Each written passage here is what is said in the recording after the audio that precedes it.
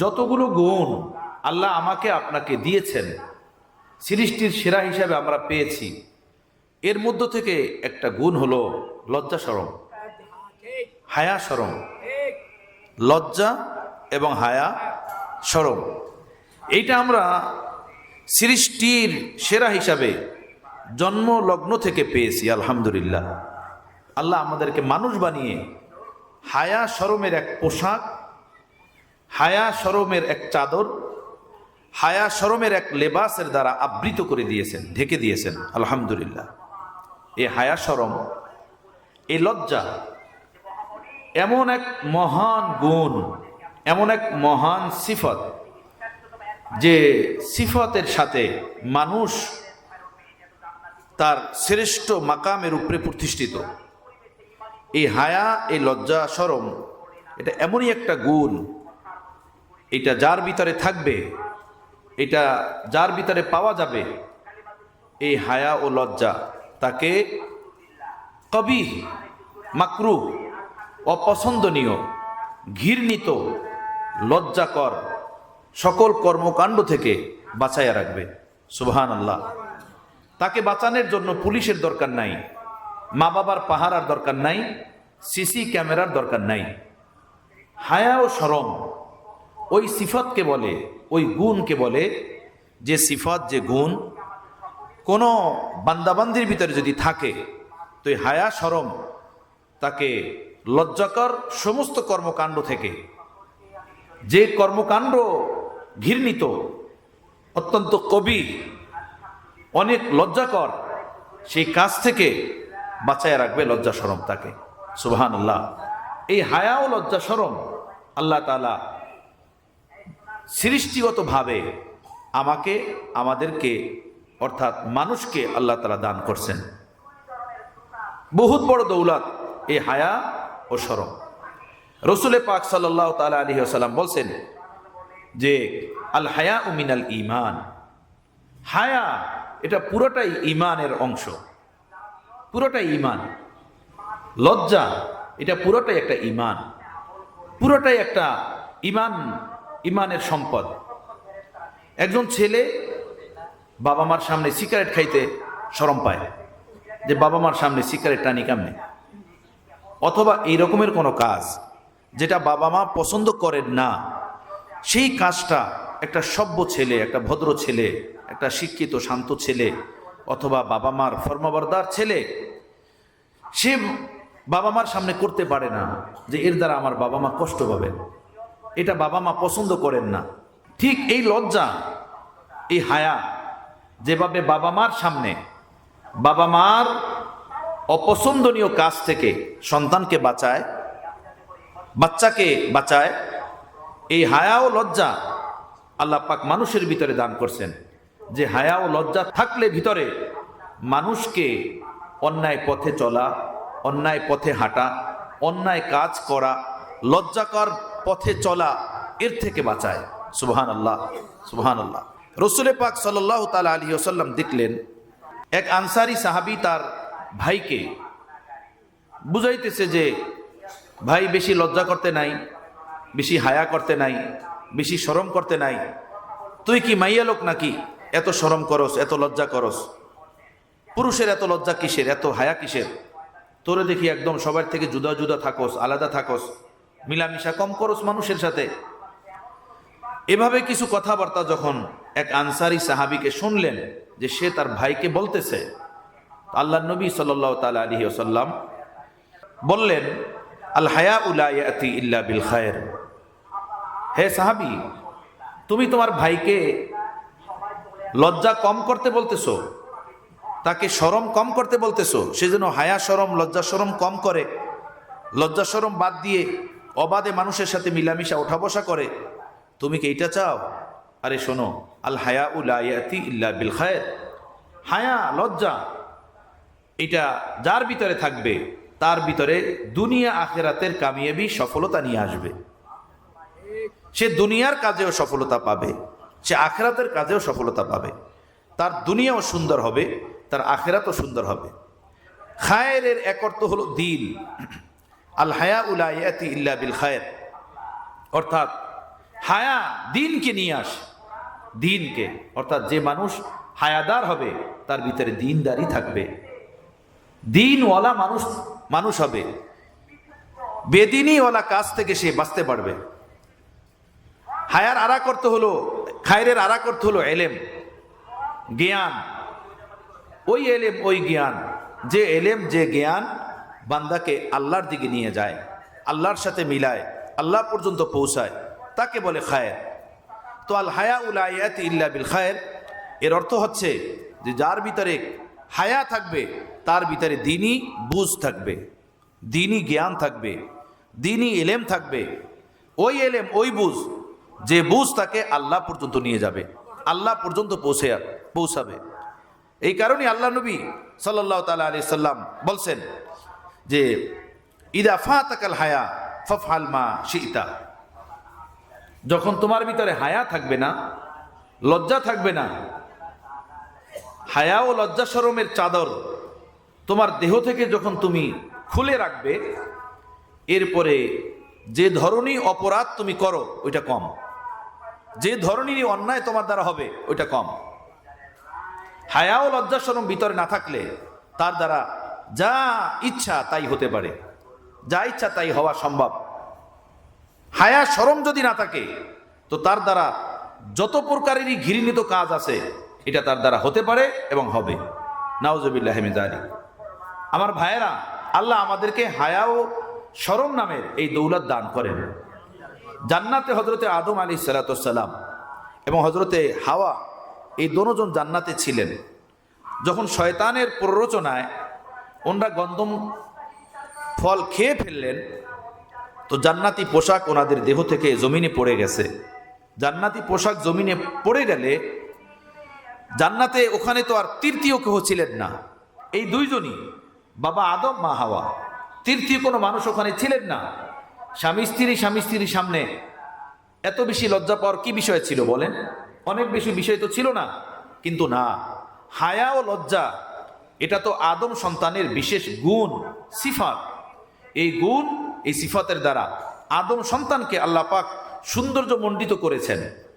তখন হযরত আদম এবং হাওয়া দুজন অত্যন্ত লজ্জাকর অবস্থার ভিতরে পড়ে গেলেন, হায়া পরিপন্থী কাজের ভিতরে পড়ে গেলেন, যে ওনাদের দেহ থেকে পোশাক পরে গেছে ওই ফল খাবার পরে।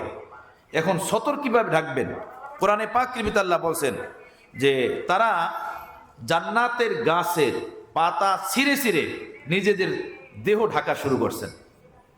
ওয়াতাফিকা ইয়াকসিফানি আলাইহিমা মিন ওয়ারাকিল জান্নাহ, জান্নাতের গাছের পাতা ছিঁড়ে তারা নিজেদের লজ্জাস্থান ঢাকা শুরু করছেন।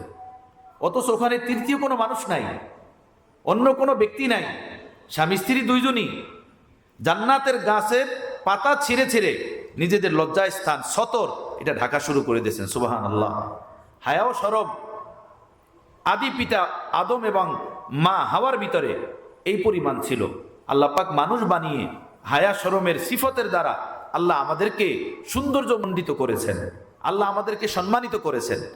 আজকে সেই আদম সন্তানই হায়া শরম বালায়ে তাকের উপরে রেখে দিয়ে উলঙ্গপনা, বেহায়াপনা, বেপরদিগি, জেনা, বেবিচার, এটাকে আধুনিকতা, সভ্যতার মডেল বানিয়ে নিয়েছে। আধুনিকতা এবং সভ্যতার মডেল বানিয়ে নিয়েছে। হাঁটুর উপরে প্যান্ট পরা, সিরাফারা প্যান্ট পরা, মেয়েদের ওড়না ছাড়া, দুপট্টা ছাড়া, বোরকা ছাড়া বাহিরে বের হওয়া, তাই না? এভাবে খোলামোলা জীবনযাপন করা, এটা ফ্যাশন হয়ে গেছে জাহিলিয়াতের, ফ্যাশন হয়ে গেছে মূর্খতার, ফ্যাশন হয়ে গেছে অসভ্যতার। এটা আদম সন্তানের ফ্যাশন না। আদমের সন্তান যারা হবে তাদের আদি পিতা আদম এবং আদি মা হাওয়া, তাদের পদঙ্ক অনুসরণ করে চলবে এই দুনিয়াতে, তাই না?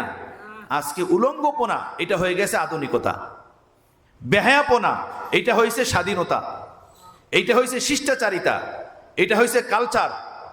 যে যত আধুনিকতা দেখাইতে চায় সে তত শর্ট পোশাক পরে, তার ঘরে বেশি তত উলঙ্গপনা, তার ঘরে চাচাতো মামাতো খালাতো বহিনের তত অবাধ মেলামেশা।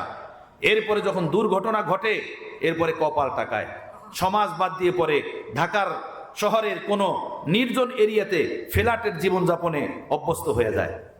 সমাজে আর মুখ দেখানোর পরিস্থিতি থাকে না, তখন সমাজ থেকে গোপনে রাতারাত বের হয়ে যায়। এইসব কত ঘটনা ঘটতেছে, আল্লাহ আমাদেরকে হেফাজত ফরমান। আমার ভাইয়েরা, হযরত রাসূল পাক সাল্লাল্লাহু তাআলা আলাইহি সাল্লাম বলেন, ইদা ফাতাকাল হায়া ফাফাল মা শিতা। তোমার ভিতরে যখন হায়া থাকবে না, করো যা ইচ্ছা তাই করতে পারো। তখন তোমার দ্বারা সব সম্ভব, তখন তোমার দ্বারা সব পাপ সম্ভব, সব অপরাধ সম্ভব, সব ঘৃণিত কাজ তোমার দ্বারা সম্ভব, সেটা ছোট হোক কিংবা বড় হোক। হায়া যখন থাকবে না তোমার ভিতরে, হায়া কাকে বলে? হায়া ওই গুণকে বলে, ওই সিফতকে বলে, ওই স্বভাবকে বলে, যেটা কোনো মানুষের ভিতরে থাকলে তাকে আল্লাহর সামনে মুজরিম, অপরাধী হওয়া থেকে হেফাজত করে। ইন্না হাকিকাতাল হায়া আন্না মাওলাকা লা ইয়ারাকা হাইসু নাহাকা। হায়া মানে এটা না মুখে রুমাল দিয়ে চলা, মুখে মাস্ক লাগায়া চলা, মুখ ঢেকে চলা, এটা হায়া না। আমরা ছোট্টবেলাতে দেখতাম যখন বিবাহ শাদী হতো, জামাই বেচারা হাতে রুমাল দিয়ে বসে থাকতে পাবে, এগুলো এখন খতম হয়ে গেছে। মানে এক লজ্জাকর হালাতের কারণে সেইটা করতে বাধ্য হতো, রুমাল এভাবে মুখে দিয়ে বসে থাকতো। আমার ভাই, মুখে রুমাল দেওয়া এটাকে লজ্জা বলে না, মুখে মাস্ক পরা এটাকে লজ্জা বলে না, চেহারার উপরে শুধু নেকাব ঢেলে দেওয়া এটাকে লজ্জা বলে না, এটাকে হায়া বলে না। হায়া হলো মানুষের ভিতরের ভিতরগত একটা গুণ, মানুষের অন্তরাত্মার একটা সিফত, যেটা কোনো মানুষের ভিতরে থাকলে তাকে ওই কর্মকাণ্ড থেকে দূরে সরাইয়া দেয়। যে কর্মকাণ্ডের ভিতরে লিপ্ত হলে তার মাওলা তার উপরে নারাজ হয়ে যায়, তার খোদা তার উপরে নারাজ হয়ে যায়, আল্লাহ তার উপরে অসন্তুষ্ট হয়ে যায়, এমন কাজ থেকে ওই বান্দাকে দূরে সরাইয়া দেয় এই হায়া।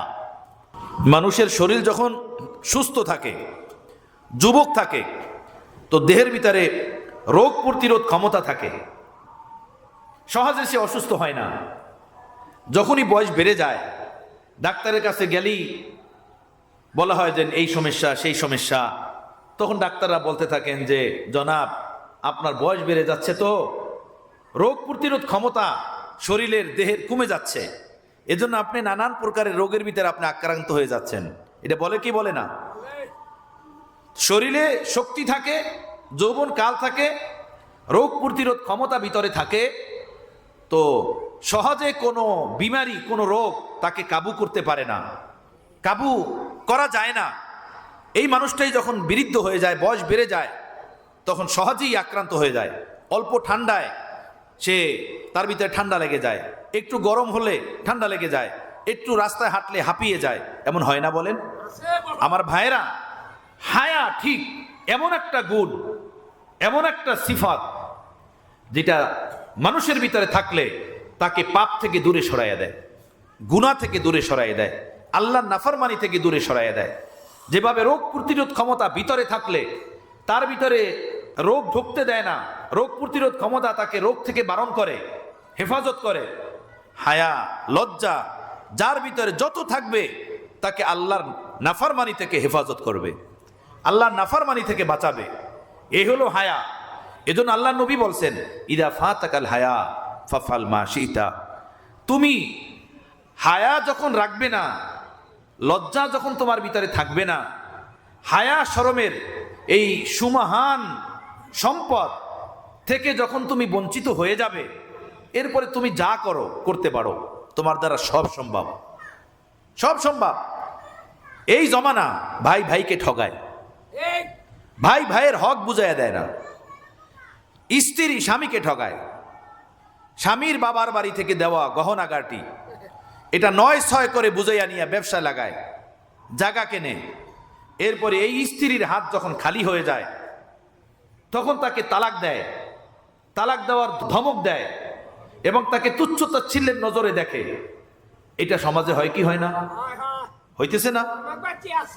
হায়া লজ্জা যদি ভিতরে থাকতো, এটা কোনোদিন করতে পারতো না। ভাই ভাইকে ঠগাইতে পারে, একই ব্লাডে তৈরি, একই মায়ের দুধ খেয়ে লালিত পালিত হয়ে বড়, একই বাবার স্নেহ মমতা এবং আঁচলের ভিতরে লালিত পালিত হয়ে জিন্দিগি পেল। এখন দেখেন হায়া শরম উঠাইয়া রেখে দেছে, ভাই ভাইয়ের উপরে জুলুম করে, ভাই ভাইকে ঠগায়, ভাইয়েরা বোনকে ঠগায়, বাবার সম্পত্তির অংশ বোনকে দেয় না। এর মানে ভিতর থেকে হায়া শরমের চাদর এটা নামাইয়া রেখে দিয়েছে, হায়া শরম তার ভিতরে নাই। স্বামী স্ত্রীকে ঠগায়। স্ত্রী এমন একটা জিনিস যে আমার লাইফের সবচেয়ে বড় সম্পদ। একটা সুখী জীবনযাপনের জন্য সবচেয়ে বড় সম্পদ স্ত্রী। হায়া শরম যদি কোনো স্বামীর ভিতরে থাকে, সেই স্ত্রীর সম্পদ এভাবে নাজায়েজ তরিকায় লুণ্ঠন করতে পারে, ভোগ করতে পারে। তার নিজস্ব মালিকানা সম্পদ, বাবার বাড়ি থেকে দেওয়া স্বর্ণ অলংকার, বাবার বাড়ি থেকে দেওয়া অর্থকড়ি, সেগুলো ভোগ করে খায়া তার উপরে জুলুম করে, আরো আনার জন্য অর্ডার করে, না আনলে তাকে মারে, তাকে তালাক দেয়, দ্বিতীয় বিয়ে করার জন্য প্রস্তাব দেয়, দ্বিতীয় বিয়ে করে ফেলে। যার সাথে 10 বছর 15 বছর কিংবা কমও বেশি ঘর সংসার বাল বাচ্চা আছে, এই বেচারি বাবার বাড়ি থেকে এসে একমাত্র স্বামীর মুখের দিকে তাকিয়ে রাত দিন পার করে দিতেছে। এখন তার জীবন যৌবনে কিছুটা ঘাটতি এসে গেছে, তার স্বর্ণ অলংকার সবকিছু নিয়ে খাওয়া শেষ হয়ে গেছে, এখন দ্বিতীয় বিবাহ করতেছে। এখন আর এক জায়গায় পরকীয়ার ভিতরে লিপ্ত হয়ে গেছে। কথা বুঝতেছেন? হায়া যদি থাকতো এই স্বামী কোনোদিনও পারতো না। ঠিক তদ্রূপ নারীদের বেলাও এমন হয়। এক স্বামীর ছত্র ছায়ায় জীবনযাপন, ওই স্বামী তার অর্থকড়ি জান মাল দিয়ে ভালোবাসে, স্ত্রী ছাড়া কিছু বোঝে না, কিন্তু শয়তানের ধোকায় পড়ে এই স্বামীকে ভুলে যায়, স্বামীর সম্পদ ভুলে যায়, স্বামীর সন্তানাদি ভুলে যায়, স্বামীর সুখের সংসার সব তছনছ করে অন্যত্র চলে যায়, বা স্বামীর আমানতকে সে ধ্বংস করে অন্যের সাথে পরকীয়ার ভিতরে লিপ্ত হয়ে যায়। নাউজুবিল্লাহি মিন যালিক। এটা দলিল হায়া নাই ভিতরে, লজ্জা নাই ভিতরে। ভিতরে যদি হায়া নামের এই দৌলত থাকতো, হায়া নামের লজ্জা নামের এই সিফত থাকতো, তো এটা কোনোদিন করতে পারতো না। দেখেন হযরতে ইউসুফ আলাইহিস সালাতু ওয়াস সালাম কে ভাইয়েরা কূপে ফেলে দিলেন, তাই না? কূপে ফেলে দিলেন। সেখান থেকে মিশরের একটা ব্যবসায়ী কাফেলা কূপ থেকে উঠি নিয়ে গেলেন মিশরে, মিশরের বাজারে বিক্রি হলো। আজিজে মিশর ওনাকে কিনে নিয়ে গেলেন নিজের বাসায়। তখন হযরত ইউসুফ আলাইহিস সালাতু ওয়াস সালাম ছোট্ট বাবু। আজিজে মিশরের বাসায় কোনো বাচ্চা ছিল না, তারা নিজেদের সন্তানের মতো হযরত ইউসুফকে লালন পালন করছেন। ছোট্ট বাবু এমনিতেই আদর্শ হক পাওয়ার যোগ্য। এরপরে আবার হলো যে অত্যন্ত সুন্দর নবী, আল্লাহ তাকে নবী বানাবেন জহিরি বাতিনি সৌন্দর্যের দ্বারা। আল্লাহ তাকে বড় সুন্দর বানিয়েছিলেন। হযরতে ইউসুফ আলাইহিস সালাম বড় হলেন, যৌবনে পৌঁছলেন। আজিজে মিশরের স্ত্রী জুলেখা, যার হাতের খানাপিনা খেয়ে, যার হাতের আদর্শ হাগে বড় হলো, সেই তার রূপ লাবণ্যতার উপরে আশেক হয়ে গেল, দেওয়ানা হয়ে গেল। এবং জুলেখা হযরত ইউসুফ আলাইহিস সালামের কাছে নিজের হারাম চাহিদা পূরণের জন্য আবদার পেশ করলো যে আমার হারাম চাহিদা পূরণ করো তুমি। কিন্তু হযরত ইউসুফ কি বললেন দেখেন, মাআদাল্লাহ, মাআদাল্লাহ, আমি আল্লাহর কাছে এই নাপাক পথ থেকে আশ্রয় চাই, আল্লাহর কাছ থেকে ঘৃণিত রাস্তা থেকে তওবা করি এবং বাঁচার জন্য সাহায্য চাই। কেন? ইন্না রব্বি আহসানা মাসওয়ায়া, আমার রব অর্থাৎ আজিজে মিশর অর্থাৎ হে জুলেখা আপনার স্বামী, আপনার স্বামী আহসানা মাসওয়ায়া আমাকে উত্তম ঠিকানা দিয়েছেন। এই তার বিশাল শাহী বালাখানার ভিতরে রেখেছেন, সুন্দর পোশাক আমাকে দিয়েছেন, আমাকে নামি দামি খানা খাওয়াইয়াছেন। আমি তার সাথে নাফরমানি কিভাবে করি? তার আমানতের উপরে আমি হাত কিভাবে উঠাই? তার আমানতকে আমি নষ্ট কিভাবে করি?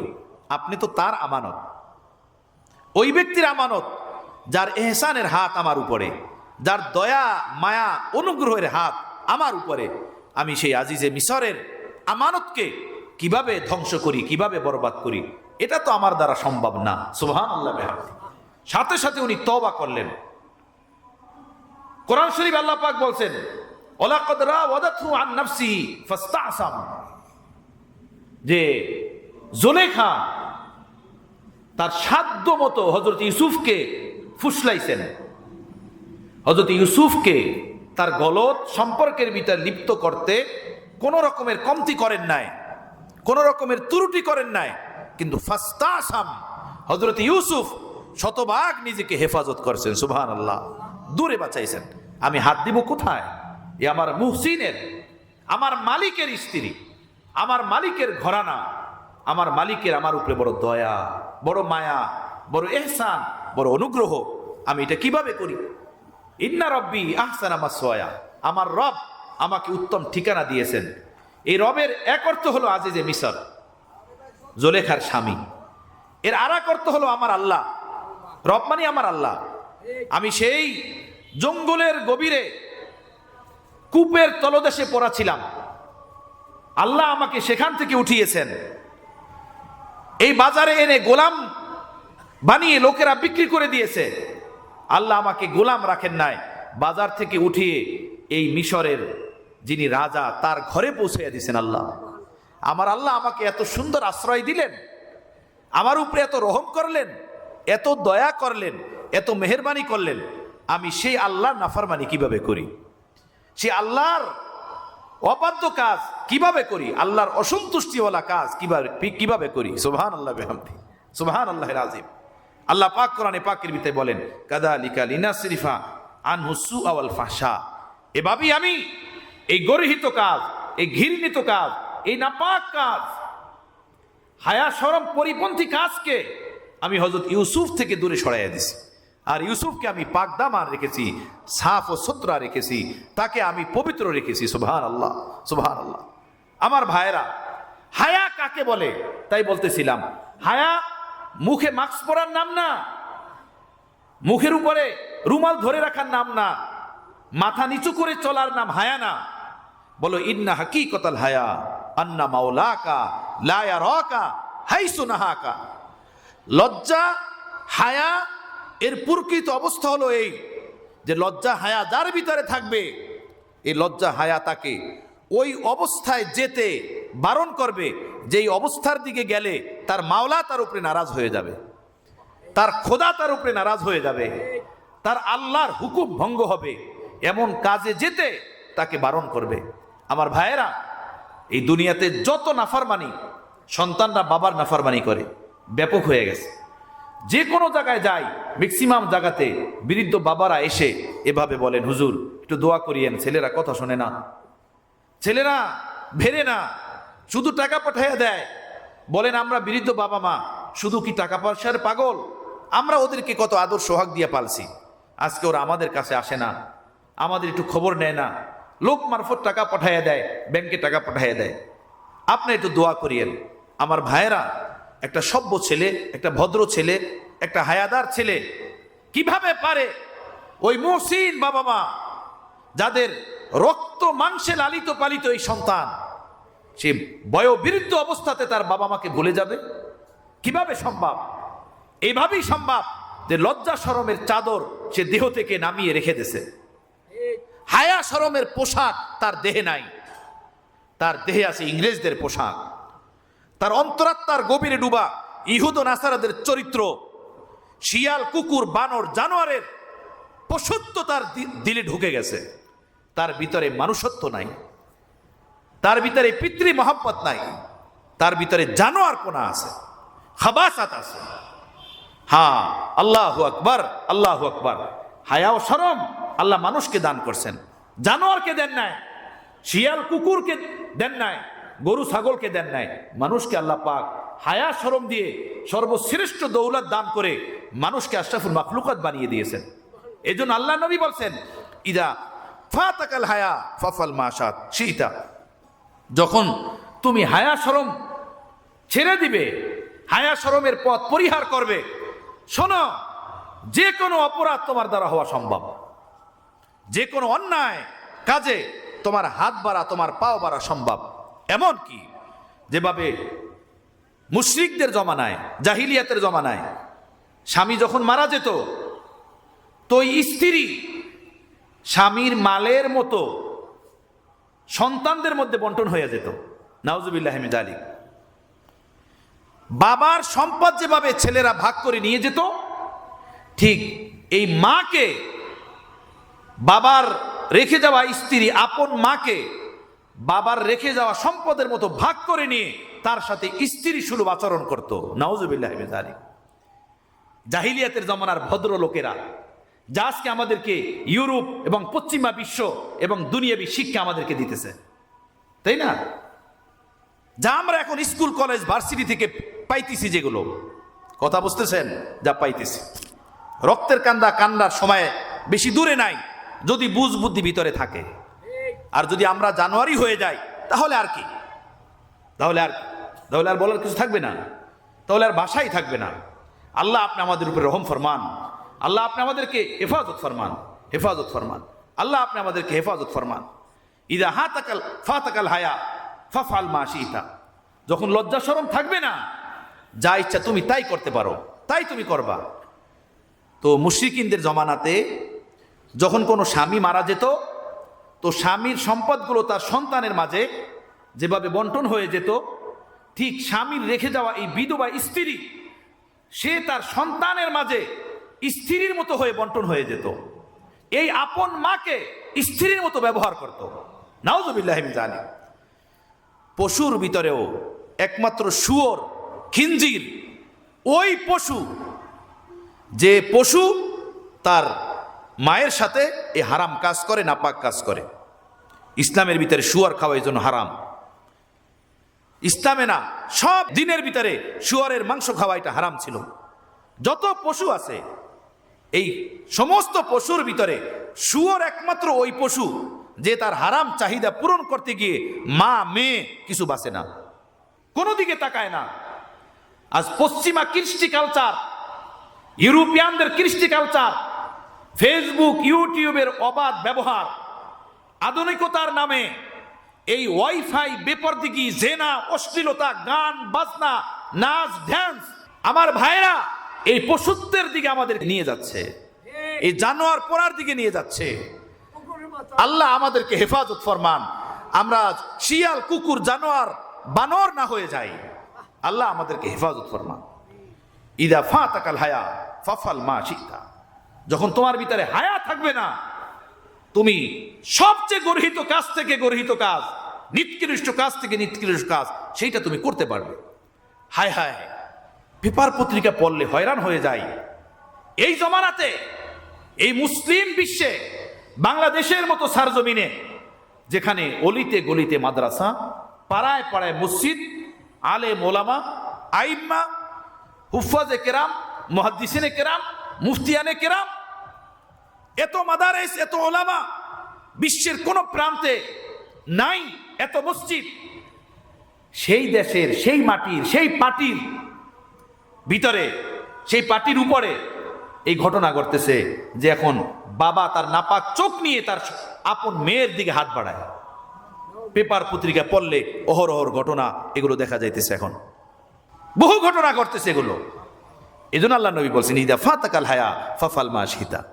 যখন তোমার ভিতরে লজ্জা নামের জিনিস থাকবে না, হায়া নামক এই দৌলত তোমার ভিতরে থাকবে না, তুমি যা ইচ্ছা তাই করবে, তোমার দ্বারা সম্ভব তাই তুমি করবে।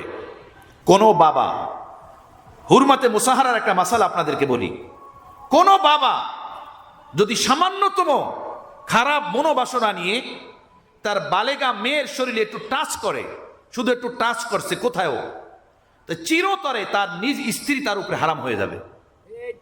হ্যাঁ, এই জন্য আমাদের বুজুর্গানে দিন বলেন, মেয়ে যখন বড় হয়ে যায়, বয়স যখন বেড়ে যায়, এদেরকে নিয়ে পাশাপাশি বসো না, পাশাপাশি চেয়ারে বসো না, পাশাপাশি গাড়িতে বসো না, পাশাপাশি রিস্কায় বসো না, নির্জন কামরাতে বসো না, আলাদা থাকো, আলাদা থাকো। ইসলামের হুকুম, এটা কোনো দরবেশের হুকুম না, নবী মুহাম্মদ রাসূলুল্লাহর নির্দেশ, এটা কোনো পীর সাহেবের নির্দেশ না। আমার ভাইয়েরা, আল্লাহ আমাদেরকে হেফাজত ফরমান। যদি কোনো বাবার ভিতরে এভাবে ন্যূনতম খারাপি তৈরি হয়, আর সেই ন্যূনতম খারাপি নিয়ে মেয়েকে একটু টাচ করে ধরে, তো তার আপন হালাল স্ত্রী তার উপরে চিরতরে হারাম হয়ে যাবে। নাউজুবিল্লাহি মিন যালিক। এতটা কঠিন এই মাসালা।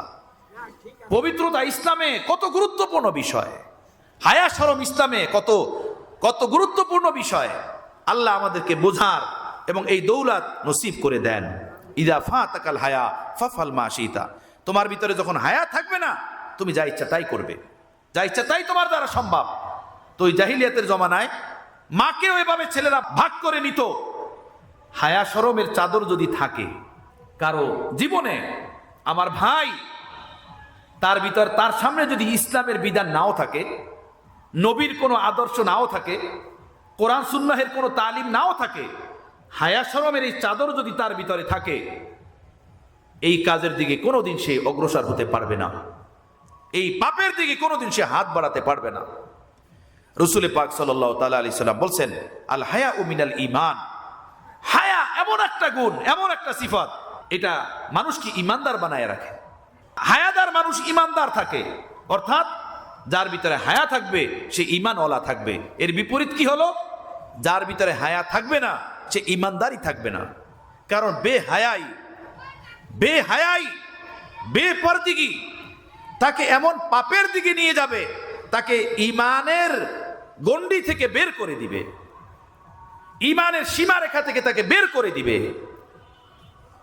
আল হায়া মিনাল ঈমান ওয়াল ঈমানু ফিল জান্নাহ, যার ভিতরে থাকবে ঈমান, ঈমান তাকে সিধা জান্নাতে নিয়ে যাবে। সুবহানাল্লাহ, ঈমানদার মানুষ ডাইরেক্ট জান্নাতে যাবে। এরপর আল্লাহ নবী বলেন, ওয়াল বাদাউ মিনাল জাফা ওয়াল জাফাউ ফিন নার,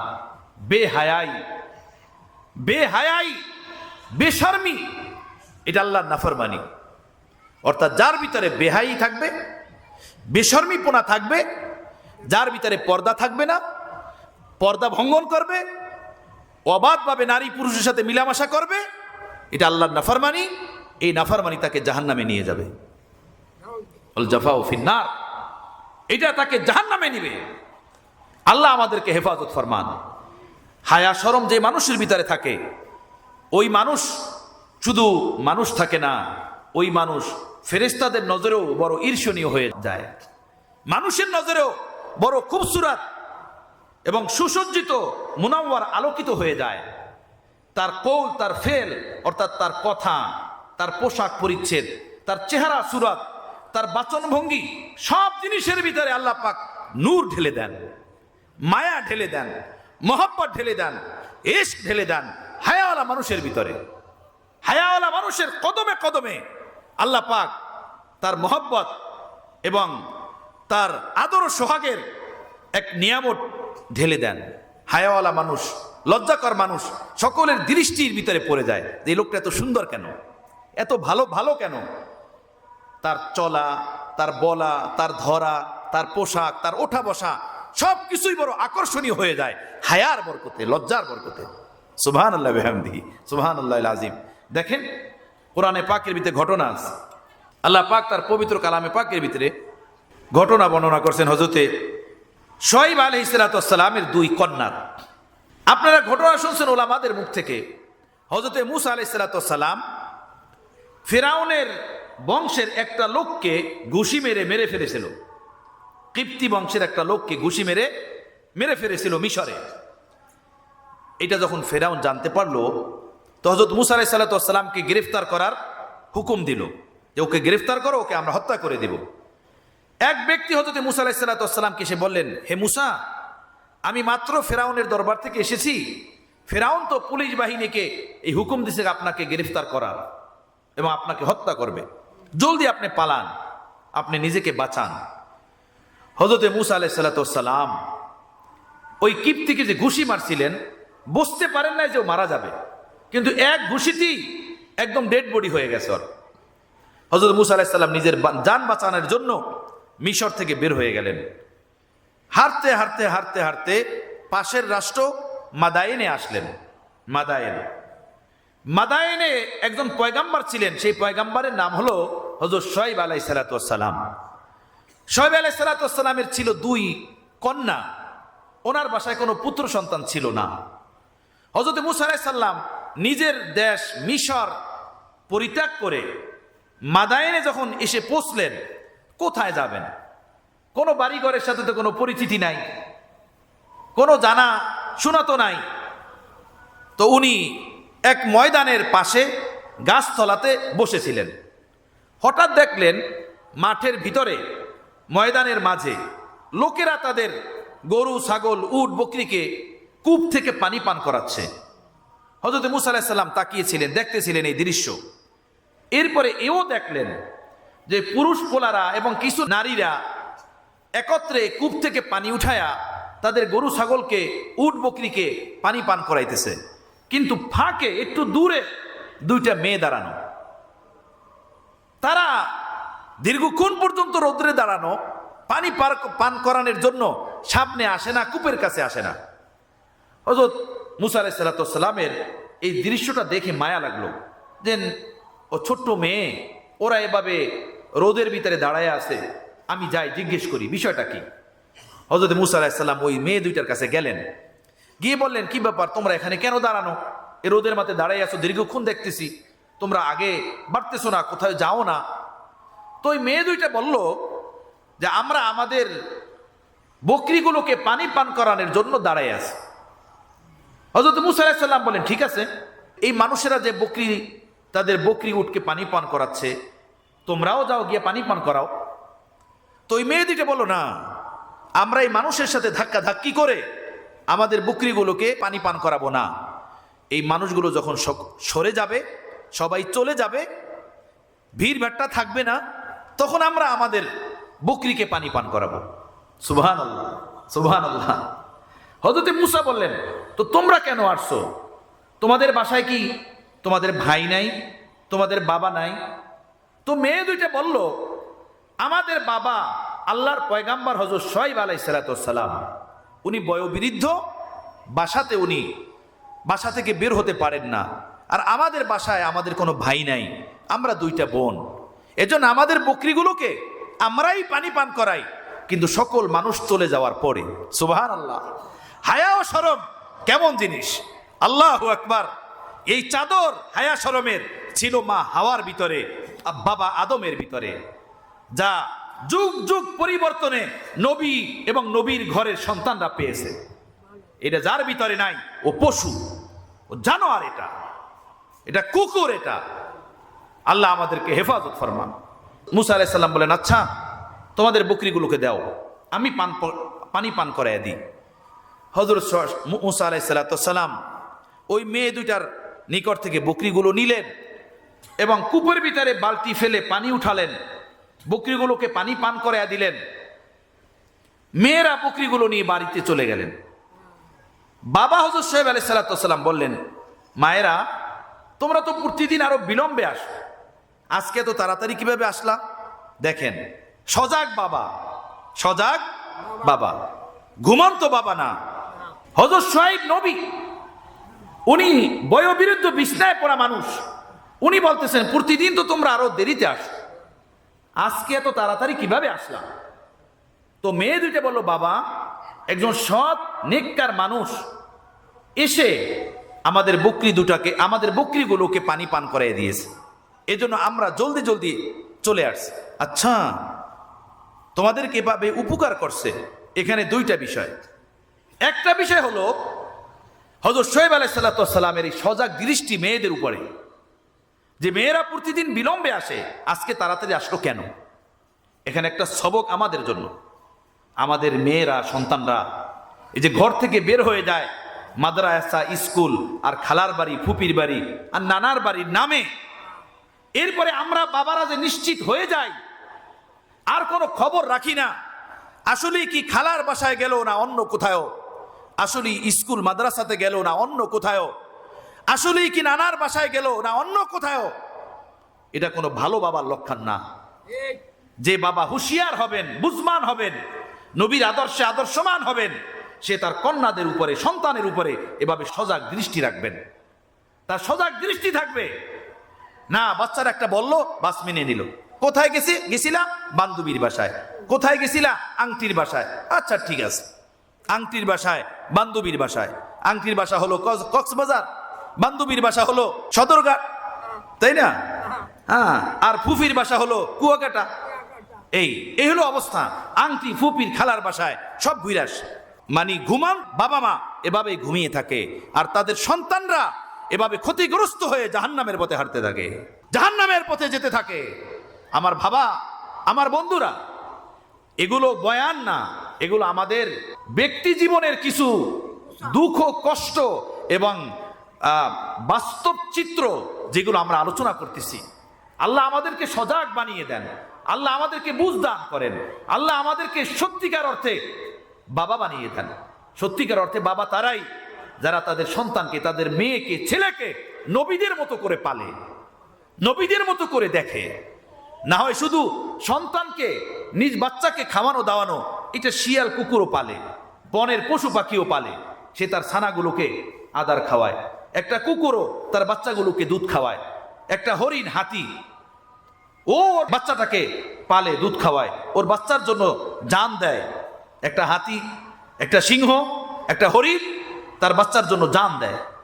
শুধু আদর সোহাগ দিয়ে লুডুস, সে স্যান্ডউইচ আর পোড়া মুরগি কাবাব খাওয়ায়া সন্তানকে পালার নাম বাবা না। আসল বাবা সে যে তার সন্তানকে নবীদের তরিকায় পালে, নবীদের নিয়ম অনুযায়ী পালে। আমার বন্ধুগণ, আপনারা আমার মুসলমান ভাই, আপনারা আমার বন্ধু, আপনারা আমার আপনজন, আপনারা আমার দেশবাসী। আপনাকে নিয়েই আমি, আমাকে নিয়েই আপনারা। আমি আপনাদেরকেই শুধু বলি না, এই কথাগুলো আমার জন্যই। আমার কথার উপরে ঠিকের কোনো লপক লাগানোর দরকার নাই। আমি জানি এই কথাগুলো ঠিক না বেঠিক, আমার থেকে আপনি হয়তো ভালো জানেন না। অতএব ঠিক কি বেঠিক এটা বলার আদৌ প্রয়োজন নাই। আপনি দিলের কান দিয়ে শোনেন কথাগুলো, অন্তর থেকে শোনেন কথাগুলো, দিল থেকে বোঝার চেষ্টা করেন এই কথাগুলো। আমার ভাইয়েরা, পয়গাম্বারদের মতো একজন বাবা আমাদেরকে আল্লাহ পাক বানিয়ে দেন। আমরা যেন আমাদের বাচ্চাদের এক একটা কদমের হেফাজত রাখি, খেয়াল করি, ফিকির করি। আল্লাহ তৌফিক দান করেন। এটা তো এক মেয়ে, হযরত শুআয়ব আলাইহিস সালাতু ওয়াস সালাম এটা করলেন, এই একটা সবক আমাদের জন্য। দ্বিতীয় আরেকটা সবক, এক মেয়ে বললেন, বাবা, এই ব্যক্তি যে আমাদের উপকার করলেন, আমাদের বকরিগুলোকে পানি পান করাইয়া দিলেন, তাকে এর বদলা দেওয়া দরকার, এর প্রতিদান দেওয়া দরকার ভালো কাজের। হযরত শুআয়ব আলাইহিস সালাতু ওয়াস সালাম বলেন, হ্যাঁ মা, বদলা তো দেওয়া দরকার, প্রতিদান দেওয়া দরকার। তো যাও, তাকে ডেকে নিয়ে আসো। বাসায় তো কোনো ছেলে নাই যে ডেকে নিয়ে আসবে। এখন মেয়ে মানুষ একজন পুরুষকে বাসায় ডেকে আনার জন্য কিভাবে যাবে বলেন? নবীর মেয়ে, আমাদের মতো, আমাদের ঘরের সন্তানরা না। যে কোনো পরপুরুষ আসে তাকে আর ঝাঁকে আর দেখে, এমন না। নবীর ঘরের মেয়েরা এরা, সুবহানাল্লাহ। কিভাবে আসবে? হায়া, শরম, লজ্জা, আপাদমস্তক ডুবানো, লজ্জার চাদরে আপাদমস্তক ঢাকা। কিন্তু বাবার নির্দেশ, তাকে ডেকে আনো, আনতে হবে। ঘর থেকে বের হয়েছেন নিজের পুরা দেহবডিকে আবৃত করে, লজ্জার চাদরে, শুধু কাপড়ের চাদরে না, পোশাকের চাদরে না, হায়া ও শরমের চাদরে নিজেকে ঢেকে ঘর থেকে বের হয়েছেন। তার এই হায়া ও শরমের চাদর, লজ্জা শরমের পোশাক আল্লাহ পাকের কাছে এতটা প্রিয়, পছন্দনীয় লেগেছে, আল্লাহ তাআলা শত শত বছর পরে প্রিয় নবী সাল্লাল্লাহু তাআলা আলাইহি ওয়াসাল্লামের উপরে যে কোরআনে পাক অবতীর্ণ করেছেন, সেই কোরআনের মাঝে সেই কথাটা উল্লেখ করে দিয়েছেন। সুবহানাল্লাহ, সুবহানাল্লাহ। আল্লাহ তাআলা তার পবিত্র কালামে পাকের ভিতরে বলেন, কোরআনে পাকের সূরাতুল কসাসের ভিতরে আছে যে আল্লাহ পাক বলেন, এই দুই মেয়ের মধ্যে থেকে এক মেয়ে অত্যন্ত লজ্জাকর অবস্থায়, লজ্জা নিয়ে, লজ্জার চাদর পরে, লজ্জার পোশাক পরে, লজ্জাকর কদমে, শর্মিলা অবস্থায় সে হেঁটে হেঁটে হযরতে মূসা আলাইহিস সালামের কাছে আসছেন। এসে বললেন, আপনাকে আমার বাবা আমাদের বাসায় যেতে বলছেন। সুবহানাল্লাহ, সুবহানাল্লাহ। মুফাসসিরিনে কেরাম বলেন, এই লজ্জাকর ভাব নিয়ে একটা মেয়ে হয়ে ছেলের কাছে আসছে ডাকতে, তার এই চলার ঢং আল্লাহ পাকের কাছে এত ভালো লেগেছে, আল্লাহ পাক এটা কোরআনে পাকের ভিতরে স্মৃতি স্বরূপ উল্লেখ করে দিয়েছেন। তো লজ্জাকর মানুষের চলাটা আল্লাহর কাছে এত প্রিয়, এটা কোরআনের ভিতরে আল্লাহ পাক স্মৃতি বানাইয়া দিয়েছেন। তো যেই মানুষের দিলের ভিতরে লজ্জা থাকবে, তার দিল ও দিমাগের ভিতরে লজ্জা থাকবে, তার জবান চোখ চাহনিতে লজ্জা থাকবে, রাত গভীরের আধারে লজ্জা থাকবে, প্রকাশ্যে অপ্রকাশ্যে সকল কাজের ক্ষেত্রে তার ভিতরে লজ্জা থাকবে। বলেন আল্লাহ পাকের কাছে এই বান্দা, এই বান্দি কি পরিমাণ প্রিয় হয়ে যাবে, কি পরিমাণ প্রিয় হবে। হযরতে মা ফাতেমা রাদিয়াল্লাহু তাআলা আনহা উনি ইন্তেকাল করলেন রাতে। ইন্তেকালের আগে হযরতে আলীকে ডেকেছেন, ডেকে বললেন, আলী, আমি মারা যাব এ রাতেই, আমার কাফন দাফনের ব্যবস্থা আপনি রাতেই করবেন, দিনের বেলা না, এবং মানুষের মাঝে কোনো এলান করাবেন না, চর্চা করাবেন না। যারা আশপাশে থাকবে তাদেরকে নিয়ে আপনি আমাকে রাতারাত দাফন করে দিবেন। কেন এত তাড়াহুড়া, কিসের কারণে? এই জন্য যে আমার ইন্তেকালের পরেও আমি দুনিয়ার কোনো মানুষকে আমার দেহবডির প্রমাণ রাখতে চাই না। কোনো মানুষ এইটা না দেখে, এইটা না বলতে পারে নবীর মেয়ে হযরত ফাতেমা এই পরিমাণ লম্বা ছিলেন, তার শরীরের গঠন প্রণালী এমন ছিল, মোটা ছিলেন কিংবা চিকন ছিলেন, এমন সাক্ষী যেন এই জমিনে কেউ না থাকে। সুবহানাল্লাহ। এমনভাবে জীবনযাপন করছেন, এমনভাবে। হুকুমরানুকে খেতাব, এই কিতাবের ভিতরে আমি পড়েছি আমার ছাত্র জমানাতে, যে কিয়ামতের ময়দানে আল্লাহ তাআলা হযরতে ফাতেমা রাদিয়াল্লাহু তাআলা আনহা যখন জান্নাতে যাবেন, তখন আল্লাহ তাআলা হাসরবাসীকে হুকুম দিবেন যে হাসরবাসীরা তোমরা তোমাদের মাথাকে নিচু করো, সকলের মাথা নিচু করো, নিচে তাকাও, কেউ নিজে নজর উপরে করিও না। আমার নবীর মেয়ে ফাতেমা জান্নাতে যাবে, জান্নাতে প্রবেশ করবে, এরপরে তোমরা মাথা উঠাবে, মাথা উপরে করবে। কেন? এটা বদলা, এটা বদলা। সে তার দেহবড়িকে দুনিয়াতে মানুষ থেকে এভাবে হেফাজত করছেন, আল্লাহ তাআলা কিয়ামতের ময়দানেও মানুষকে তার দেহবড়ি দেখতে দিবেন না। বোঝেন না কথাটা? দুনিয়াতে যেভাবে সে পাকদামান ছিলেন, পবিত্র ছিলেন, নিজের দেহবড়ি দুনিয়ার কোনো মানুষকে দেখান নাই, আল্লাহ তাআলা কিয়ামতের ময়দানেও তার দেহবড়ি কোনো মানুষকে দেখতে দিবেন না।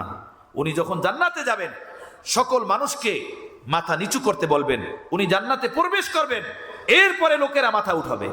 সুবহানাল্লাহি ওয়া বিহামদিহি সুবহানাল্লাহিল আযীম। হায়া, শরম, লজ্জা এমন একটা সিফত যে মানুষের ভিতরে থাকে, সেই মানুষ বড় আকর্ষণীয় হয়ে যায়। তার চোখ চাহনিতে তার শরীরের অঙ্গ প্রত্যঙ্গের ভিতরে নূর ছেয়ে যায়, তাকে দেখলে ভালো লাগে, দিল থেকে ম্যাগনেটের মতো তাকে টানে। লোকটা এত ভালো কেন, এত সুন্দর কেন, তার দিকে দিল যায় কেন? এ দলিল এই লোকটা হায়াওয়ালা, লজ্জাওয়ালা, শরমওয়ালা, এই সিফাতে, এই গুণে গুণান্বিত এই মানুষ। আল্লাহ আমাকে আপনাকে এই গুণ, এই সিফাত দান করেন। আল্লাহ আমাদেরকে বেশারমিওয়ালা সকল কর্মকাণ্ড থেকে হেফাজত ফরমান, হেফাজত ফরমান।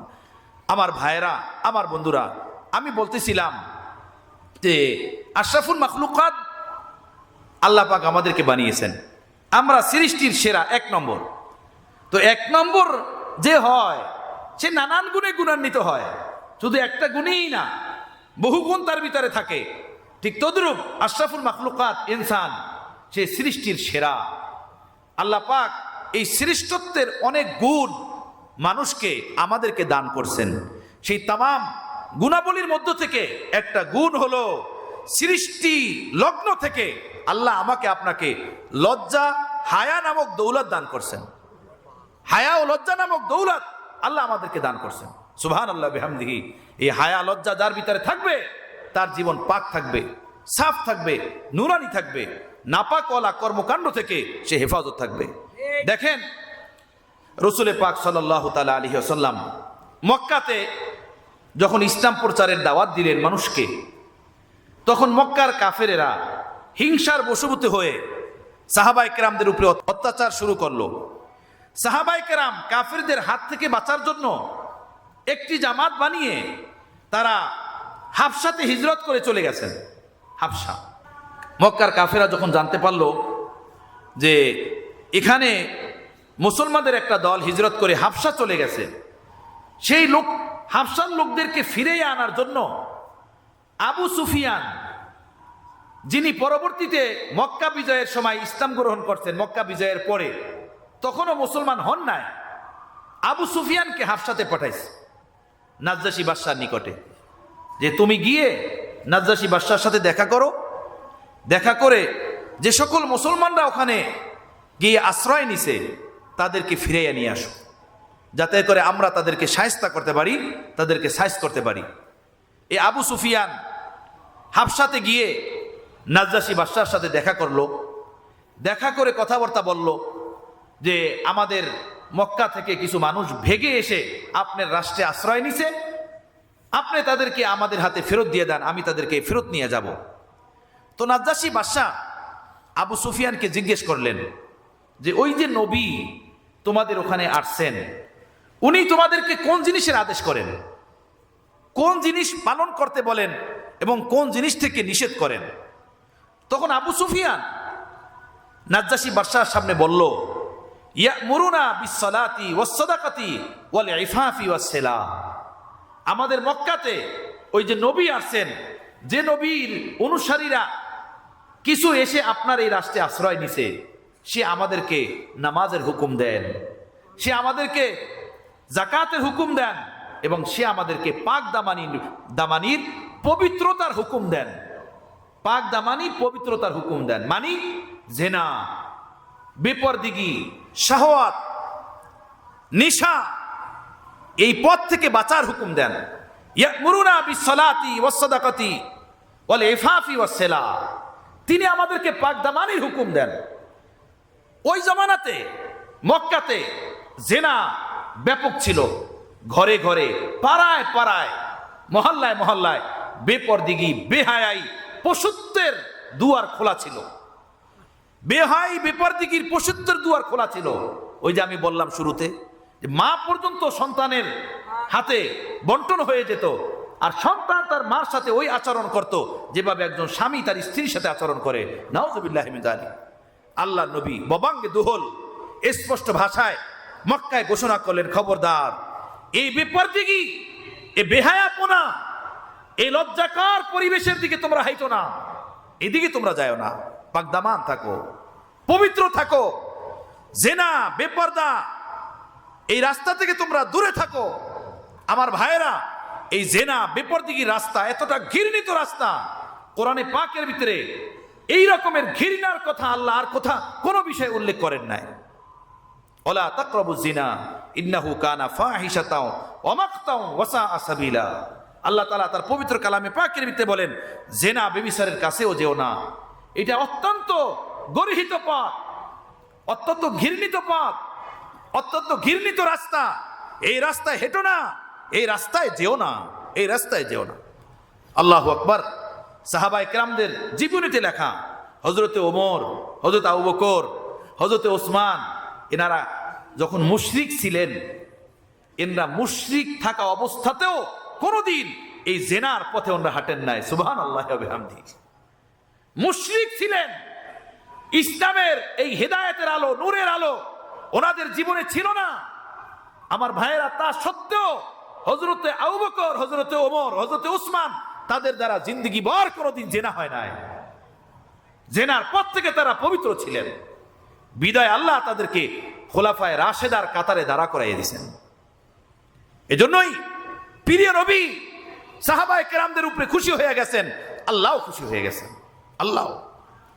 আল্লাহ খুশি হয়ে গেছেন। আল্লাহ তাআলা আমাদেরকে এই পাকদামানি দান করেন, এই ইফাত ইসমাত দান করেন। রাসূল পাক সাল্লাল্লাহু তাআলা আলাইহি সাল্লাম কুরাইশদের যুবকদেরকে সামনে রেখে খুতবা দিলেন, বয়ান করলেন।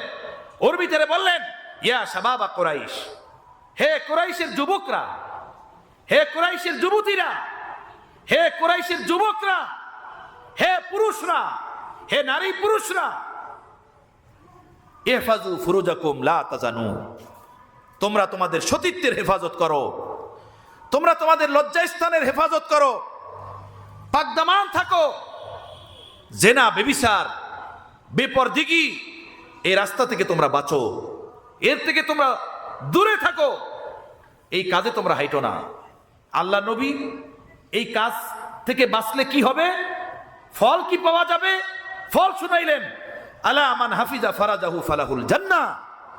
যে যুবক যুবতী সে তার সতীত্বের হেফাজত করবে, আবরু ইজ্জতের হেফাজত করবে, যৌবনের গলদ ব্যবহার করবে না, যৌবনের খাহেসাত পূর্ণ কর্মকাণ্ড থেকে পাকদামান থাকবে, আমি নবী বললাম এই আমল তাকে সিধা জান্নাতে নিয়ে যাবে।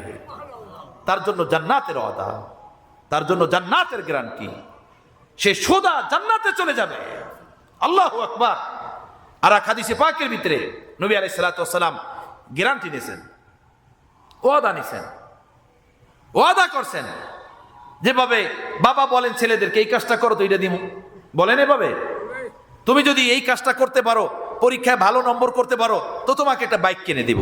এভাবে বলে বাবা মা। এসএসসি পরীক্ষা দিবে, ইন্টার পরীক্ষা দিবে, ছেলেদের অনেক ডিমান্ড থাকে, আমাকে একটা ফোন কিনে দিবা, আইফোন কিনে দিবা। তো বাবা মা বলেন ঠিক আছে, তুমি যদি এ প্লাস পাও তোমাকে এইটা দিব, তোমাকে মোটরসাইকেল কিনে দিব, আইফোন কিনে দিব, তোমার ডিমান্ড পুরা করব। আল্লাহ নবী বললেন, হে যুবক যুবতীরা, তোমরা তোমাদের সতীত্বের হেফাজত করো, তোমাদের সতীত্বের হেফাজত করো, তোমাদের জন্য জান্নাতের ওয়াদা করতেছি। আল্লাহ নবীর ভাষায়, মান তাওয়াক্কাল আলী মা বাইনা লাহইহি ওয়া মা বাইনা রিজলাইহি তাওয়াক্কালতু লাহুল জান্নাহ। আল্লাহ নবী বলেন, যে নারী বা পুরুষ আমাকে দুইটা জিনিসের গ্যারান্টি দিবে, অর্থাৎ ওই দুইটা জিনিস দিয়ে সে কোনো গুনাহ করবে না, কোনো পাপ করবে না, কোনো অন্যায় করবে না, আল্লাহর নাফরমানি করবে না, আমি নবী তার জন্য জান্নাতের গ্যারান্টি নিলাম। তার জান্নাতে যাওয়ার গ্যারান্টি আমি নবীর হাতে। সে যে জান্নাতে যাবে, আমি নবী তাকে জান্নাতে নিয়ে যাব, এই আমল তাকে জান্নাতে পৌঁছাইয়া দিবে। এক নম্বর বললেন, মা বাইনা লাহইহি, দুই চুয়ালের মধ্যবর্তী জায়গা, অর্থাৎ জবান দ্বারা কোনো গুনাহ করবে না, মিথ্যা বলবে না, গীবত করবে না, হারাম খাবে না, মানুষকে গালমন্দ করবে না, এই জবান দ্বারা গুনাহ করবে না, জবানকে গুনাহ থেকে বাঁচাবে। এই এক নম্বর গুণ যার ভিতরে থাকবে। দুই নম্বর বললেন, মা বাইনা রিজলাইহি, দুই রানের মধ্যবর্তী স্থান, অর্থাৎ সতীত্বের ইজ্জত আবরুর যে হেফাজত করবে।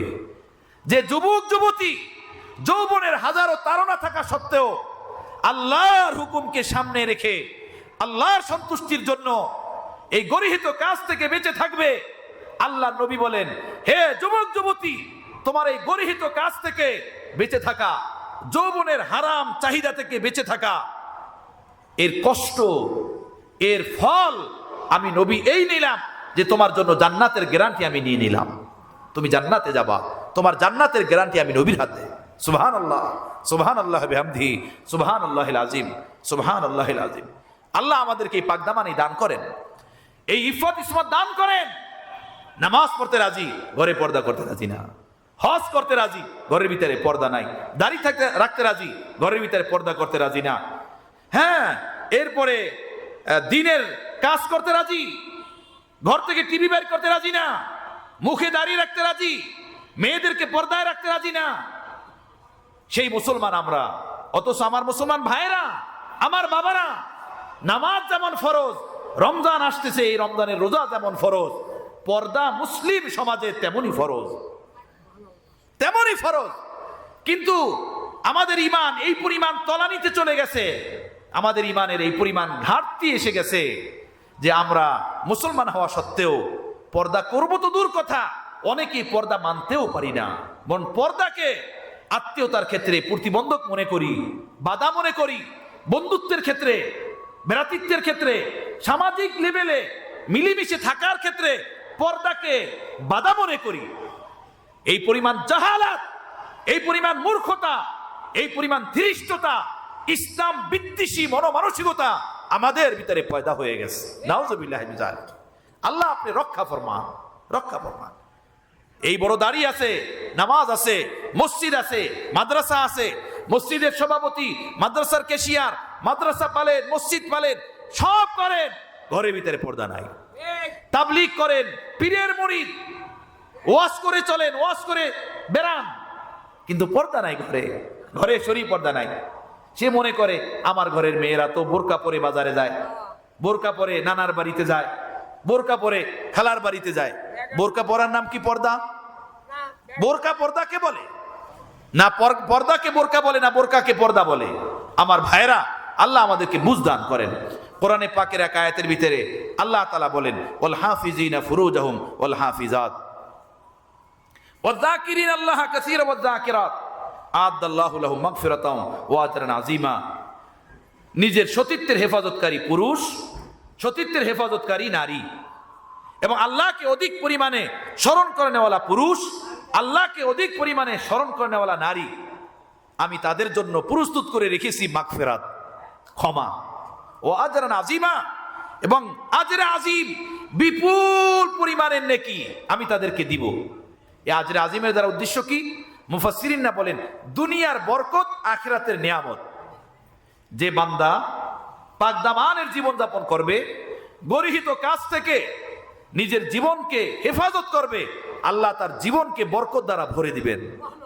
সব জিনিসের ভিতরে বরকত দেখবে, বরকত আর বরকত, বরকত আর বরকত। এই জন্য জেনা বেবিচার যে এলাকায় আম হয়ে যায়, ভূমিকম্প, অনাবৃষ্টি, ঘূর্ণিঝড়, কঠিন কঠিন রোগ এবং এমন এমন অনাকাঙ্ক্ষিত মৃত্যু ওই এলাকায় এসে যায় যা আগে থাকে না, আগে ছিল না। এভাবে হঠাৎ মৃত্যু, কঠিন কঠিন রোগ ব্যাধি এবং ভূমিকম্প, বৃষ্টি বন্ধ হয়ে যাওয়া অথবা অতি বৃষ্টি হওয়া, কোনো আযাবের ভিতরে লিপ্ত হওয়া, এরা ওই এলাকায় বেশি আসে যে এলাকার মানুষ এই গর্হিত কাজের ভিতরে লিপ্ত বেশি থাকে। আল্লাহ আমাদেরকে হেফাজত ফরমান, আল্লাহ আমাদেরকে রক্ষা ফরমান। আজরান আজিম, দুনিয়ার বরকত, আল্লাহ তাআলা রিজিকে বরকত দিবেন, আল্লাহ তাআলা সুস্থতায় বরকত দিবেন, আল্লাহ তাআলা ঘুমের ভিতরে বরকত দিবেন, আল্লাহ পাক খাওয়ার ভিতরে বরকত দান করবেন, ছেলে সন্তানের ভিতরে বরকত দিবেন। ছেলে সন্তান ফরমাবরদার হবে, বাবার কথা শুনবে, মায়ের কথা শুনবে, যেটা বলবে সেইটাই শুনবে, এর ভিতরে আল্লাহ পাক বরকত দিবেন। কামাই রোজগারের ভিতরে আল্লাহ পাক বরকত দিবেন, সুস্থতার ভিতরে আল্লাহ পাক বরকত দিবেন, ঘুমাবেন, ঘুমানোর ভিতরে আল্লাহ পাক বরকত দিবেন, খাবেন, খাওয়ার ভিতরে আল্লাহ পাক বরকত দিবেন, অল্প কামাইয়ের ভিতরে বিশাল বড় বরকত দিয়ে দিবেন, অল্প আয়ের ভিতরে বিশাল বড় ব্যয়ের ব্যবস্থা করে দিবেন। আল্লাহ তার দুনিয়ার জীবনকে বরকত দ্বারা ভরে দিবেন। আল্লাহু আকবার, আল্লাহু আকবার। এর বিপরীতে যে ব্যক্তি হায়া শরমের চাদরকে খুলে রেখে এই গর্হিত কাজে লিপ্ত হবে, তার জীবনের বরকত কেটে যাবে। কোন অধ্যায়ে সে বরকত পাবে না, কোন জিনিসে সে শান্তি পাবে না, খায়া মজা পাবে না, কামায়া বরকত পাবে না। স্ত্রীর সাথে সাংসারিক জীবনে মহব্বতের সম্পর্কের বরকত তৈরি হবে না। তার জীবনের সমস্ত ক্ষেত্র থেকে বরকত চলে যাবে। সে অফিসের বস, তার অফিসের লোকেরা, কর্মচারীরা তার কথা শুনবে না। সে দোকানের মালিক, কর্মচারী তার কথা শুনবে না। স্কুলের মাদ্রাসার হেড, প্রধান, তার সহকারীরা তার কথা শুনবে না। তার ছেলে সন্তান তার কথা শুনবে না। যে কেউ তার সাথে নাফরমানি করবে, যে কেউ তাকে কষ্ট দিবে। এক বুজুর্গ ছিলেন, উনি বলছিলেন যে আমার দ্বারা কোনো গুনাহ হয়ে গেলে আমি বুঝতে পারি, কোনো পাপ হয়ে গেলে আমি বুঝতে পারি। তো একজনে জিজ্ঞেস করছেন, আপনি কেমনে বোঝেন যে আমার দ্বারা কোনো পাপ হয়ে গেছে? বলে, আমার দ্বারা যখন কোনো পাপ হয়ে যায় তখন আমি দেখি আমার গাদাটাও আমার লাথি মারে, ওর পাশ দিয়া যখন হাঁটি ওই গাদাও আমারে উল্টা লাথি মারে পাও দিয়া। তখন আমি বুঝি এ গাদার পা উল্টা চলে কেরে, গাদা মারে নাই, এই লাথি অন্য কেউ আমারে মারাইছে। তো আমি ফিরে দেখি, গাদার পায়ের দিকে ফিরে দেখি না, নিজের আমল নামার দিকে তাকাই দেখি আমার দ্বারা কোনো গুনাহ হয়ে গেছে, কোনো পাপ হয়ে গেছে। আমার বন্ধু, হ্যাঁ, আমার প্যারে মুর্শিদ রহমতুল্লাহ আলাই বলছেন, নিগাহে আকরিবা বদলি মেজাজে দোস্তা বদলা, निगाह अकरीबा बदली मिजाज दोस्ता बदला, नजर एक उनकी क्या बदली, सारा कुल जहां बदला। আল্লাহ পাকের রহমতের দৃষ্টি যে বান্দাবান্দির উপর থেকে উঠে যায়, আত্মীয় স্বজনরা তাকে জোতা নিয়ে দৌড়ায়, বন্ধু বান্ধব তাকে জোতা দেখায়, ছুরি দেখায়, তলোয়ার দেখায়। যেখানে হাত দেয় সোনা ধরার জন্য, ওই সোনা তার মাটি হয়ে যায়। যেখানে যায় কামানের জন্য, সেখান থেকে লসের হাত নিয়ে ফিরে আস। অর্থাৎ তার জীবন থেকে বরকত কেটে যায়, তার জীবনে বরকত থাকে না, শান্তি পায় না, আরাম পায় না, সুকুন পায় না, কোনো জিনিসে তার কোনো মজা আসে না। মজা, বরকত, শান্তি, সুকুন তার জীবন থেকে চিরতরে বিদায় নিয়ে যায়। আল্লাহ আমাদেরকে মাফ করেন, আল্লাহ আমাদেরকে ক্ষমা করেন, আল্লাহ আমাদেরকে তওবা দান করেন, আল্লাহ আমাদেরকে পাকদামানি দান করেন, আল্লাহ আমাদেরকে ইফাত ইসমাত ওয়ালি দান, জিন্দেগি দান করেন। কোরআনে পাকের একটা সূরা আছে, সূরাতুল মুমিনুন। সেই সূরাতুল মুমিনুনের শুরুতে আল্লাহ পাক আয়াত অবতীর্ণ করছেন যে নিশ্চিত জান্নাতে যাবে কোন মুমিনগণ, নিশ্চিতভাবে জান্নাতি মুমিন কারা, যাদের ব্যাপারে গ্যারান্টি সহকারে বলা যায় যে এই মুমিন বান্দাবান্দি এরা জান্নাতে যাবে। এর মধ্যে একটা গুণের কথা আলোচনা করছেন, এই যে আল্লাযীনা হুম লিফুরুজিহিম হাফিজুন, ওই মুমিন নারী এবং পুরুষ যারা নিজেদের সতীত্বের হেফাজত করবে, নিজের লজ্জাস্থানের হেফাজত করবে, হায়া শরম নিয়ে জীবনযাপন করবে, নিজের জীবন যৌবনকে বরবাদ করবে না, এই আমল তাকে নিশ্চিতভাবে জান্নাতে পৌঁছে দিবে, নিশ্চিতভাবে তাকে জান্নাতে নিয়ে যাবে। আল্লাহ পাক এই কোরআনে পাকের আয়াতের ভিতরে সামনে বলেন, নিজের হালাল স্ত্রী তার জন্য বৈধ, নিজের হালাল স্ত্রীর সাথে সকল প্রকারের আনন্দ বৈধ, নিজের হালাল স্বামীর সাথে আনন্দ বৈধ। নিজের হালাল স্ত্রী ছেড়ে, নিজের হালাল স্বামী ছেড়ে যে নারী পুরুষ ফামানি বিতাকা ওয়ারা যালিকা ফাউলাইকা হুমুল আদুন, এর বিপরীত নজর দিবে, দিল দিবে, মন দিবে, পা বাড়াবে, হাত বাড়াবে, এই ব্যক্তি অতিরঞ্জিতকারী, এই ব্যক্তি সীমা লঙ্ঘনকারী, আল্লাহর সীমারেখা ভাঙনেওয়ালা, আল্লাহ পাকের সীমারেখাকে ভঙ্গনকারী ব্যক্তি। যে স্ত্রী তার স্বামী ছাড়া, যে স্বামী তার স্ত্রী ছাড়া অন্য কোনো দিকে মুখ দিবে, হাত দিবে, পা বাড়াবে, এই স্বামী এই স্ত্রী সে সীমা লঙ্ঘনকারী, আল্লাহর সীমারেখাকে ভঙ্গকারী, আল্লাহর হুদুদ ও কুয়ুতকে চূর্ণ বিচূর্ণকারী। আল্লাহু আকবার। তাদের জন্য জাহান্নামের ওয়াদা, তারা জাহান্নামে যাবে, তারা জাহান্নামে যাবে। রাসূল পাক সাল্লাল্লাহু আলাইহি সাল্লাম মেরাজে গেছেন, সেখানে যে সকল নারী এবং পুরুষদেরকে জান্নাতে দেখছেন, এর ম্যাক্সিমাম হলো ওই নারী পুরুষ যারা জিনাকার, দুনিয়াতে যারা নিজের সতীত্ব আবরুকে হেফাজত করে নাই। এই জিনা, এই বেপরদিগি, এই সতীত্বের হেফাজত না করা, সতীত্বের কদর না করা মানুষকে জাহান্নামে নিয়ে যাবে। এজন্যই তো আল্লাহর নবী এই কথা বলছেন যে নারী পুরুষ নিজের সতীত্বের ইজ্জত আবরুর হেফাজত করবে, আমি নবী তার জন্য জান্নাতের গ্যারান্টি নিলাম, সে সিধা জান্নাতে চলে যাবে। এই আমল তাকে জান্নাতে পৌঁছাইয়া দিবে। আমার ভাইয়েরা, আমরা একটু হিম্মত করতে পারি না? আমরা একটু হিম্মত করতে পারি না? আমরা একটু চেষ্টা করতে পারি না? আমার কবরে কি আমার আপনজন যাবে? আমার ছেলে সন্তান যাবে? পাড়া প্রতিবেশী যাবে? আমার খালারা, আমার চাচিরা, মামিরা, খালার সাথে তো পর্দা নাই, আপন খালা তো মাহরাম, চাচি, মামি, ভাবি, এদের সাথে তো পর্দা ফরজ, যেভাবে নামাজ ফরজ। হাকিমুল উম্মত মুজাদ্দিদ মিল্লাত হযরত মাওলানা শাহ আশরাফ আলী থানভী রহমাতুল্লাহ আলাইহি বলেন যে নামাজ ফরজ, পর্দাও ফরজ, কিন্তু অনেক দিক থেকে পর্দার গুরুত্ব নামাজের গুরুত্ব থেকে বেশি। কারণ নামাজ হলো ব্যক্তি আমল, নামাজের দ্বারা বান্দা জান্নাতে যাবে, তার সাথে আল্লাহর মহব্বতের সম্পর্ক তৈরি হবে, এটা তার ব্যক্তি আমল। আর পর্দা এটা সামাজিক আমল, এটা সামাজিক আমল। কোনো মানুষের ভিতরে যদি পর্দা না থাকে, আবরু ইজ্জতের হেফাজতের এহতেমাম ফিকির না থাকে, হায়া শরম না থাকে, তো বেপর্দায়